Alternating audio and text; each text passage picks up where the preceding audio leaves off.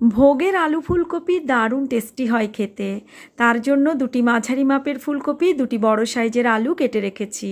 2 cup জলের মধ্যে পরিমাণ মতো লবণ দিয়ে আলুগুলো দিয়ে ঢাকা দিয়ে 2 মিনিট ফুটিয়ে নিয়েছি। তারপর এর মধ্যে ফুলকপিগুলো দিয়ে ফ্লেম অফ করে ঢাকা দিয়ে আরও 2 মিনিট রেখে দিলাম। 2 ইঞ্চ পরিমাণ আদা, 5টা কাঁচা লঙ্কা, একটি বড় সাইজের টমেটো বেটে নিয়েছি। আলু ফুলকপি হালকা ভাপিয়ে নামিয়ে নিয়েছি। তেল গরম করে আলু আর ফুলকপিকে বেশ লালচে রং ধরিয়ে ভেজে তুলে নিলাম।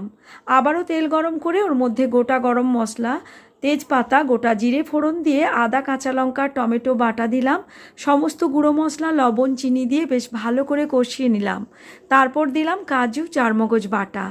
এবার ভেজে নেওয়া আলু ফুলকপিকে মশলার সঙ্গে আবারও ভালো করে কষিয়ে নিয়ে গ্রেভির জন্য দিলাম গরম জল, সব শেষে ঘি, গরম মশলা আর দিলাম চেরা কাঁচা লঙ্কা।